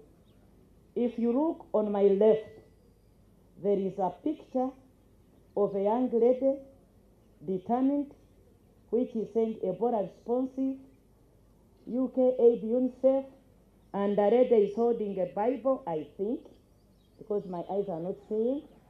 And she's saying, I declare in the name of Jesus that this Ebola will be defeated. When you look at on my right, you will see Uganda is Ebola outbreak free. Thank you, Jane. Thank you, team. Thank you, the technical people. Thank you, our partners. Thank you, everybody that was on front line. Lastly, I am happy that I'm back here. When I came here, she dragged me, my senior, and said, we go. I started moving behind one step, then two, then eventually I disappeared. I said, these are matter of scientists. Let me go back to the office. And I went to the office. The next day, she said, we are going to Kasal. I said, over my body. She said, you will come. I came. She gave me a chair at the podium. Then I said, this one is for another person. She says, no, here. I extended. When another person came, the third one, not in rank, I went down to the PA, her PA. By the time she looked around, I was gone. I said to the speaker, told us, you must leave these issues of Ebola to the technical people, to the scientists, you politicians, go and mobilize. I went on mobilizing. I want to thank the people, the population of Uganda. All the population were alert and in this struggle, were by the leadership, political will. Thank you, Ugandans. Thank you, everybody. I want to thank the Parliament of Uganda. And I want to start with the community, with the chairperson of Committee of Health. They stood with us. Together with all our partners, the Parliament stood with us. I think the PS enjoyed the best time because other issues were put aside and we joined hands. Finally, Cabinet and all ministries and departments, monies were cut short, but we all said we are in this struggle together. So when Ugandans are saying Uganda is Ebola free, we praise the Lord. We thank every participant here. Our partners, you know, we can't thank you more. But in our culture and Ugandans, we look forward for more. My senior, you are most welcome here. Come and say, and you sing glory be to God, and you can go and leave and take care of your chair nicely, and you will come back. Thank you.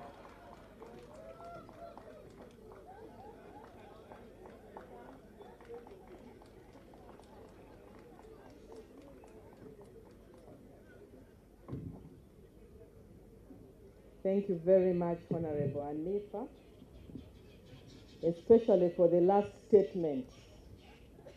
I can go on leave, and she will handle.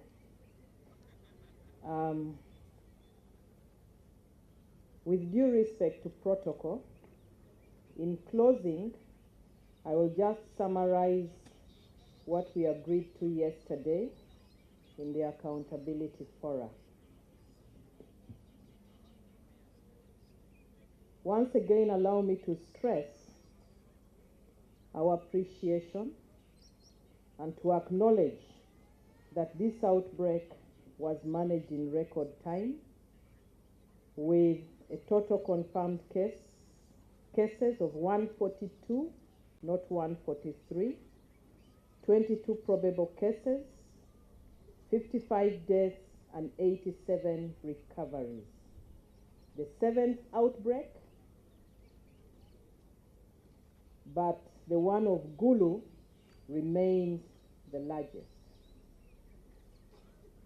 In the accountability forum yesterday, it was very clear that 56 partners participated in the outbreak. 56. By the end of the outbreak, 6 had dropped out because their activities had come to an end. 50 continued. To date, 29 have accounted, 27 are yet to account. Of the ones who accounted, over 81 million US was collected. Total expenditure from the 29 is a little over 39 million US on this outbreak. We are yet to get the true expenditure. And I am saying this because yesterday I saw on news where it was being reported that 81 million US was used on this outbreak. That is not true. We are yet to get the actual truth. Over 81 was collected by the 29 partners. And out of the 29 partners, 39 million was expended. We agreed that the partners who were on ground will clear their existing debts. However, the unspent balances will be used for the following priority interventions. Number 1, we shall continue with research. So resources will be used to support research in vaccines, therapeutics, diagnostics, ecological studies, and Ebola virus disease risk mapping. And I am glad the scientists and those carrying out research on vaccine, therapeutics, diagnostics are here. I'm sure this is music to their ears. Number 2, we shall focus on infection prevention and control in private and public health facilities. And this will be according to the guidance of the Ministry of Health. Because at the end of it all, we want to carry out a countrywide assessment and find out where we are in regards to infection prevention and control. We do not want to get health workers infected with any potentially dangerous either viruses or bacteria moving forward. Number 3, we shall support Ebola virus disease capacity building within the East African region. That means training will be undertaken in the constructed EVD units for all countries within the East African region with support from partners and WHO. And specifically, we are looking at the Ebola treatment unit in Mulago, which is semi-permanent and was constructed with that in mind, training and capacity building. In addition, there will be capacity building for our health workers countrywide, region by region. There were many people who said we should prepare for the next outbreak. That is one of the preparations, capacity building. Number 4, comprehensive support to the survivors program. We will continue with the survivors, their integration, and support their survival as normal people within the communities. Number 5, establish multidisciplinary emergency clinical response teams to support the entire country whenever there is an outbreak. Number 6, support the implementation of 1, recovery plan to ensure better coordination, and B, integration of lessons learned into the existing plans and frameworks. Number 7, support programs for the National Community Health Strategy for better health education and promotion, which is our focus to ensure our communities are empowered and ready to respond at all times. Number 8, strengthen laboratory capacity, especially for field laboratory. And we are looking at having mobile field vans for Ebola, so that in future we don't have to displace programs. Like here in Mubende, we had to displace the entire HIV clinic. In future, this will not happen. A van can drive, park, and work begins. Those were our resolutions, and that is how we are going to move forward. We are already working on a plan. Once again, all the partners will sit to approve this plan, and we shall implement them. However, intense surveillance continues for the next 90 days. But also for Mubende, you need something. So an EOC will be established in Mubende for continuous monitoring of the district. This will be in support by the Korean Federation. I thank you all. Once again, congratulations. Please celebrate and enjoy your life, but remain alert and remain vigilant for God and my country. Our meeting has come to an end, and I think we need somebody to tell us where we are going to eat. God bless you all.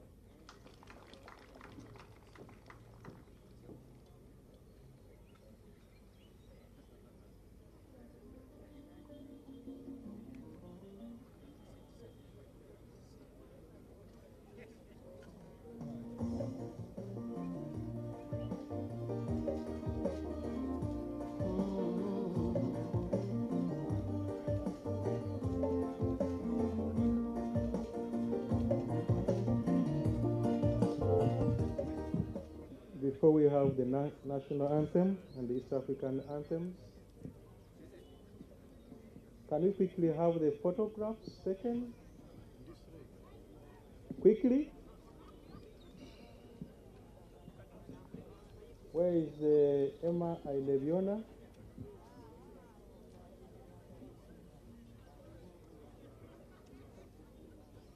I know once we have the national anthems, people will run away. So since I'm still the MC, let us have the photographs taken. Then after that, we shall go to the national anthem.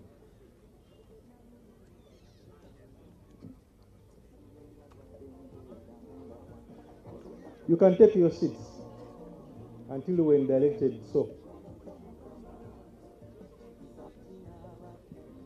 So, Honorable Minister, the survivors are many, and though it is visually, my request is that the constants, yourself and Honorable Nifa, can join the survivors and have that group photo. They are here. And then the ambassadors, the visualing is part of the response. So the PS and the DG, the WR, and the Director for Africa CDC.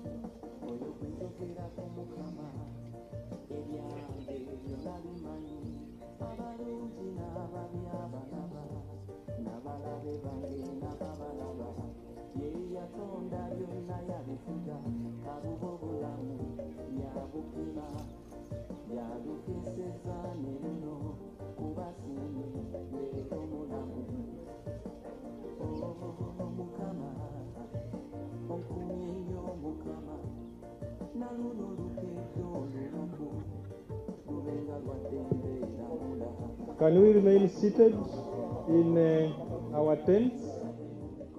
Lunch is going to be served in our tents.